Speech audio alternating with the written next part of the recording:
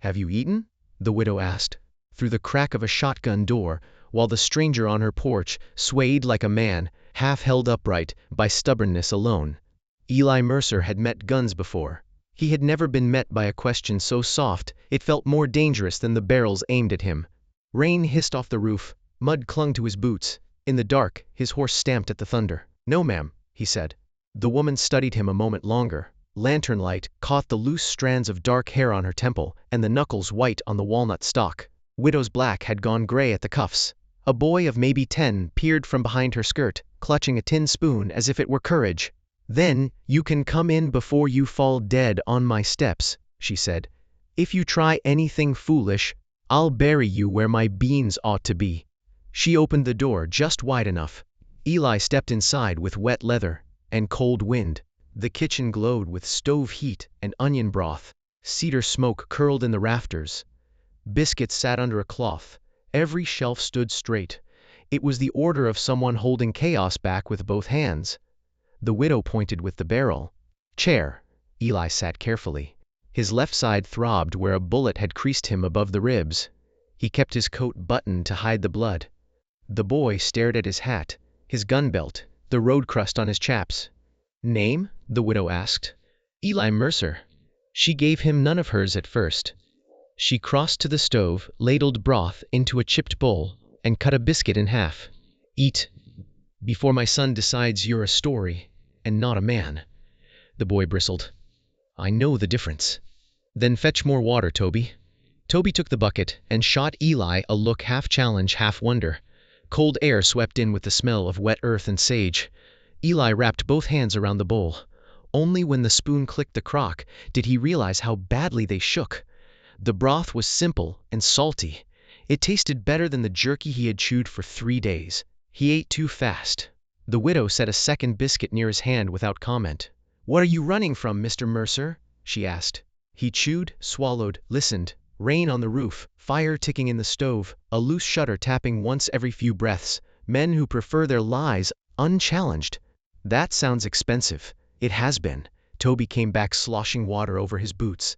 "There were riders on the South Road an hour ago. I heard them before the storm." The widow's gaze sharpened. "How many?" "3, maybe 4. Eli set down the spoon. "Your place often watched?" "Often enough." She finally sat across from him. "My name is Ada Rowan. This land belonged to my husband. Now men with clean cuffs and dirty ledgers keep explaining why it belongs to someone else." Eli knew the breed. Men who stole with paper and finished with fire. A crash exploded from the yard. Toby jumped. Ada was already on her feet. "Barn door," she said. The wind had torn it loose. By the time they hit the yard, rain had thinned to cold needles. The barn leaned black against a silver sky. One hinge screamed as the big door slammed. Inside, a mare kicked and thrashed. Ada ran for the halter rope. Eli caught the loose door before it could break its own frame. The wood shuddered under his shoulder. Wet grit stung his face. Toby splashed through mud with a lantern held high, the flame jerking madly behind glass. "Her leg'll snap if she keeps at it," Ada called. Eli let the door bang once, twice, then shoved it wide and slipped in sideways. The mare reared at the storm, iron shoes striking sparks from stone. He spoke low. The way his father once had before grief made that man wordless. "Easy now. Easy, girl. Nobody's taking you." The animal blew foam onto his sleeve. Ada came up beside him, fearless as a fence post in floodwater. Together they worked the rope, hand over trembling hand, until the mare shuddered and dropped. Eli smelled hay, manure, rain-soaked wood, hot fear. He felt the rough braid burn through his palms. When the horse finally stilled, Toby let out a breath so big it seemed borrowed from all 3 of them. "You handle stock," Ada said. "I've handled worse." Lightning flashed. For an instant the barn turned white. In that stark burst, Ada's eyes fixed on the inside of Eli's coat where the rain had parted it. Not the blood. Not the revolver. The mark stitched into the lining of an old trail duster. Black thread, in the shape of a broken circle. She went still. Eli knew that stillness. It belonged to people who had just recognized the shape of their grief. "That brand," she said, voice low and changed. Toby lifted the lantern higher. "Ma?" Ada stepped back as if the mud itself had opened. "My husband was wearing that mark in the dirt beside him when they found his body." Hoofbeats sounded then, muffled at first, then closer through the wet dark, coming hard up the road toward the house. Ada did not scream. The silence she gave Eli was sharper than that. She raised the shotgun until both barrels pointed at his chest. Rainwater dripped from his hat. Toby stood frozen, the lantern shaking over the mare's steaming flank. "Say exactly what that coat means," Ada said. Eli did not reach for his revolver. "It means I once rode for the Broken Circle outfit. Who killed Noah?" His throat worked. "Yes." Toby's face emptied. All boyish curiosity scraped out of it. "Get out," he whispered. Hoofbeats rolled through the yard. Eli opened his coat with 2 fingers, showed the blood soaking his shirt, then drew out a leather ledger wrapped in oilcloth. "I left them 3 nights ago with this," he said. "False debts, stolen acres, payoffs to Sheriff Boone Larkin, in Judd Kessler's own hand. I was bringing it east." Storm cut me short. Ada's eyes stayed hard. "And why would a man like you steal from a man like him?" "Because I got tired of helping evil dress itself respectable." The riders swept into the yard before Ada answered. Eli heard harness jingle, wet leather creak, men cursing their horses. He moved without asking permission, caught Toby by the shoulder, and pushed him behind a hay stall. "Back door," Eli said to Ada. "If they see me first, they'll shoot through the boards. They might do that anyway. Then let's not make it easy." Ada hesitated once, then lowered the shotgun enough to think. They crossed the barn by Toby's lantern. Eli took position at a crack beside the side door. 3 riders waited outside. 1 wore Kessler's yellow slicker. The 3rd was Boone. Boone called toward the house. "Mrs. Rowan, open up. We're checking roads for a fugitive." Ada's mouth flattened. "At midnight? You love duty when it saves Kessler a trip." She walked into the yard, shotgun low, chin high. Toby made a strangled noise, but Eli held him back. "Evening, Sheriff," Ada said. "My son's trying to sleep. What do you want?" Boone smiled. "Drifter came through town. Dangerous sort. We heard he might be headed this way." Ada's voice never shook. "All I've got is a lame mare, wet laundry, and no patience." The rider in the slicker laughed. "Search the barn." Eli drew his revolver. Toby clutched his sleeve. The boy's fingers were ice. Boone lifted a hand. "No need. Widow's got troubles. Tax note comes due tomorrow at sundown. Kessler will be generous if you sign over the west pasture now. That pasture has my husband under it. Kessler's not buying bones." Ada's answer came like flint. "Then he can stop circling them." For a moment even the rain seemed to listen. Boone's smile thinned. "Sundown tomorrow," he repeated. "Land, money, or consequences." He turned his horse. The others spat into the mud, then dissolved into the road and weather. When they were gone, Ada looked at the door. "Come out." Eli did. Toby stepped away. "You should have left me," Eli said. Ada watched the road. "Maybe, but he wanted me afraid." She turned back. "I hate you for that coat. I hate myself for the soup. Kessler's closing in." She held out her hand. "Ledger." Eli gave it to her. She unwrapped enough pages to see names, acre numbers, and her husband's forged signature. Her breath caught, then steadied. "This could save the land," she said. "It could get you killed." That was already underway. They went inside before dawn. Ada cleaned Eli's wound at the kitchen table. The cloth came away dark. When she poured whiskey over the crease above his ribs, his hands tightened. "You don't owe that," he muttered. "No," Ada said, "but I owe my son a living example of decency." Morning came copper and cold. The storm had revealed how worn the place was. Fence rails sagged. The well rope was frayed. Ada moved through chores with precision. Toby followed, silent. Eli saddled his horse. "You're leaving?" Toby asked, too quickly. Eli paused. The boy looked angry to see him go, and angry to want him gone. That'd be safer. Ada came from the smokehouse carrying a sack of feed. "No." She set the sack down. "If you leave with that ledger, Boone says I helped you. If you leave without it, Kessler still comes by sundown. Either way, the wolves know my gait." She met Eli's gaze. "So the question is whether the man who rode with them has enough spine to stay." That was the choice. Road or porch, past or whatever chance remained of becoming someone else. Eli took off his hat and hung it on the fence post. "Tell me what needs mending first." They worked all day. Eli reset the barn hinge, patched the chicken wire, and dug a post. Toby fought him until the hammer slipped and smashed Eli's thumb. Toby laughed once before shame overtook him. "Sorry," the boy muttered. "Good," Eli said, sucking blood from the knuckle. "Means you're not growing into Boone." At noon, Ada sent water and biscuits. By afternoon, neighbors slowed to stare. Suspicion traveled faster than crows. Near evening, Sheriff Boone returned with 6 riders and a folded paper in his gloved hand. "Sundown tomorrow," he called from the gate. If the drifter's still here, I bring chains instead of manners. Behind him, more horsemen gathered on the ridge against the dropping sun. The next day began too bright for trouble, the kind of clear morning that makes violence feel prearranged. Eli was at the pump, washing blood from his bandage, when Toby came running from the road. Dust coated the boy's shins. His breath sawed in and out. "Mrs. Pritchard says Boone told town you killed a deputy in Abilene," Toby blurted.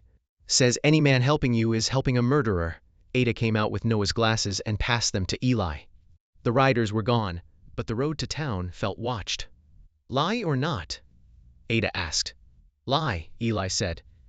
"Deputy pulled first for Kessler money. I walked away before the undertaker could earn from it. Seems to follow you." He accepted that.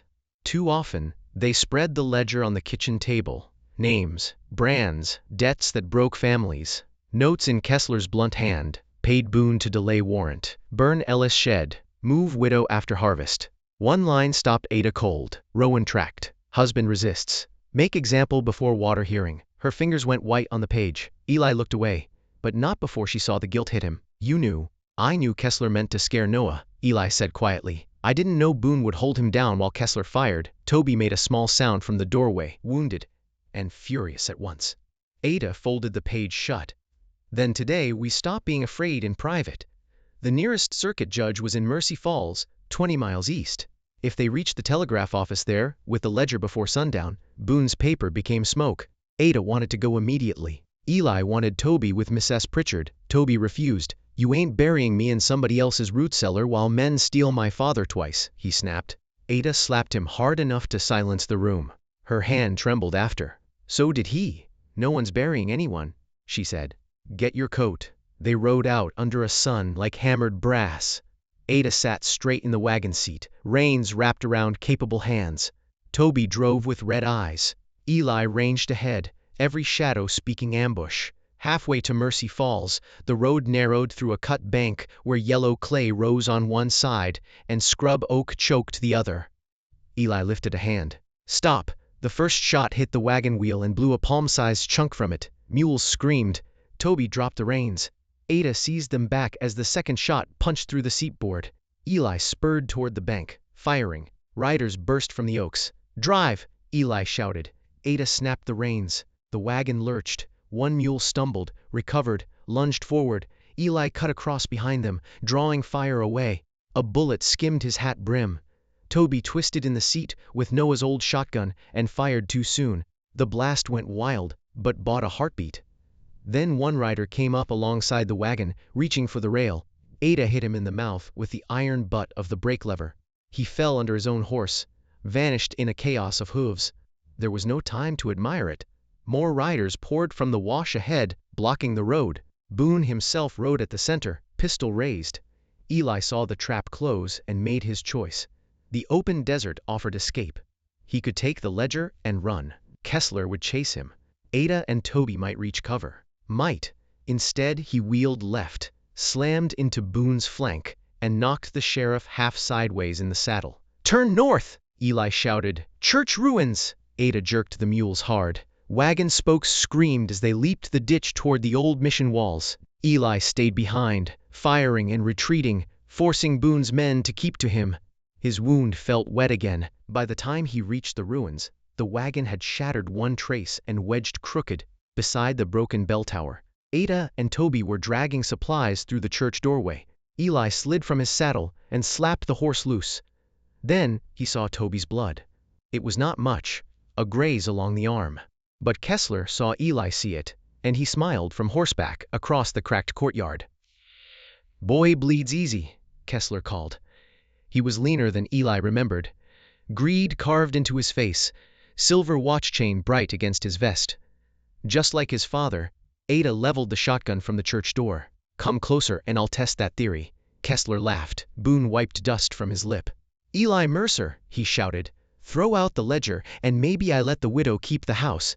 "You never let anyone keep what you can steal," Eli answered. Boone's face hardened. "Then hear the truth before you die." Noah Rowan begged. "Kessler shot him. I held him still, and that mark on your coat is all the proof the widow needs that you were there." Ada took the words like a blow, but kept the shotgun steady. Kessler dismounted and took a torch from one of his men, though the day still blazed. Stone walls, dry pews, old hymn books. Fine place for repentance. He touched the flame to the church door. Smoke curled up the planks. Inside, Toby clutched his grazed arm. Ada backed into the dark with the shotgun and the ledger. Eli followed as fire licked the threshold, and Boone's men ringed the ruins with rifles waiting. The old mission had one mercy left in it, buried under the pulpit. Ada Rowan had found it years before, a crawl space leading from the cellar to a dry arroyo beyond the cemetery wall. He had laughed and said every church ought to keep one secret path for late sinners. Now it saved them. Hatch, Ada coughed, already dropping to her knees beside the pulpit. Toby, pull. The board lifted on rusted hinges. Cool earth breathed up through the opening. Eli shoved the ledger into his shirt, wrapped Toby's arm, and lowered the boy first. Ada came next, then Eli, dragging the hatch closed, while boots pounded into the nave. In the dark, they crawled through packed dirt smelling of roots and damp stone. Smoke chased them, then thinned. Toby's breath quivered. Ada reached back until her fingers found Eli's wrist, guiding him through a turn where the tunnel narrowed and the walls scraped his shoulders. They emerged in the arroyo on hands and knees beneath glaring afternoon light. Behind them, the mission bell tower stood against the sky like a broken tooth while smoke climbed around it. Kessler's riders swarmed the front yard, not yet aware their prey had slipped the grave. Up, Ada said. Before they think to look behind, they crossed the draw on foot and cut into cedar scrub. By dusk they reached Noah's hunting cabin, a two-room shack beneath red rock and cottonwoods. It smelled of dust, leather, and pine. On the mantel sat a compass with a cracked brass lid and Ada Rowan's initials beneath the hinge. Toby fell asleep on a blanket pallet. Eli cleaned the grays while Ada lit a lamp. Amber light showed soot on them. When the boy settled, Ada turned to Eli. Now, she said softly, no more half-truths. He stood by the small window, looking out at moonlight snagged in branches. There's a full one? There better be. He nodded once. I rode for Kessler after the war because I was good at following orders and worse at living with silence. He paid cash. I told myself I was guarding cattle, not helping theft. The night Noah died, Kessler said we were going to frighten a man before the water board met. Less truth made me useful. Ada did not move. When Boone held your husband down, I pulled my gun on Kessler, Eli went on. I was 1 second too late. Noah bled in the grass. Your husband looked through me. The lamp gave a tiny pop. Outside, a nightbird called once. What did Noah say? Ada asked. He said, if guilt is all you brought, it's already crowded here. Then he told me your name. Toby's too. Said if I ever found a spine, I could use it for something that breathed. Ada's eyes glistened, but her voice stayed level. He would say that. Eli finally faced her. I should have come sooner. Yes, she said. You should have. The honesty of it cut cleaner than mercy. Still, she crossed to the mantel and picked up the brass compass. She placed it in his palm. Noah carried this on every drive, she said. After he died, I stopped opening it. I didn't want direction without him. Tonight he'd call that foolishness. Eli thumbed the hinge open. The needle trembled, then settled east. Inside the lid, scratched in tiny letters, were words almost worn away. Come back whole. His breath stalled. Ada saw the writing and gave a short, broken laugh. He never did know when to be subtle. For the first time since the porch, something eased between them. Not forgiveness. Something that might someday sit. She heated broth again from dried beans kept in a tin. The smell filled the cabin, humble and clean. She handed Eli a bowl.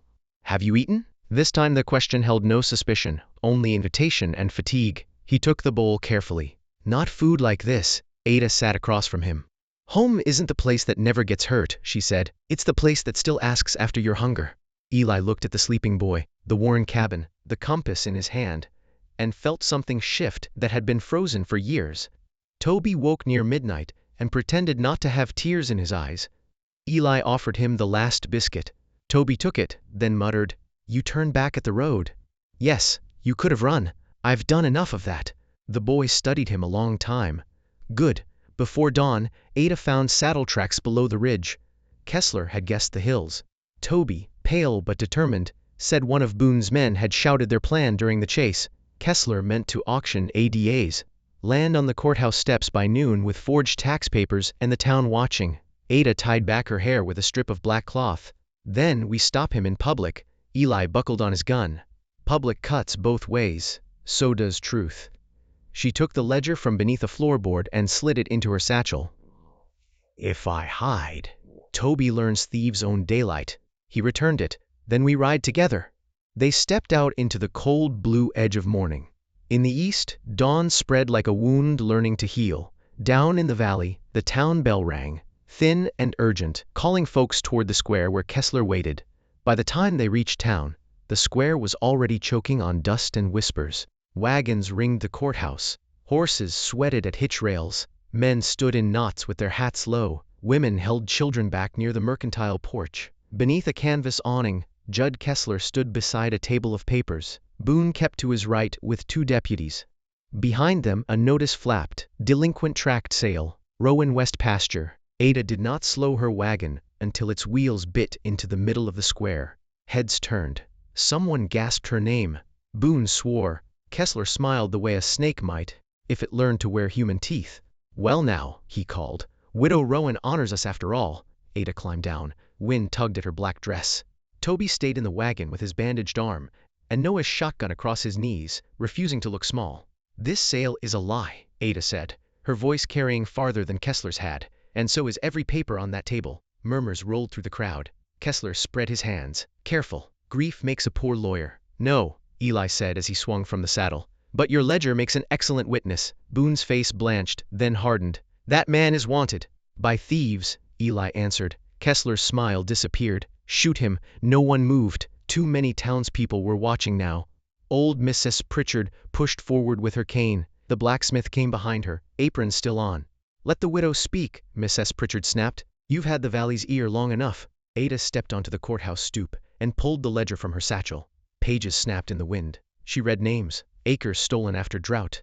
Then she read Noah Rowan's line aloud. The square changed when people heard murder in plain language. Boone lunged for the ledger. Eli intercepted him, driving a shoulder into the sheriff's chest.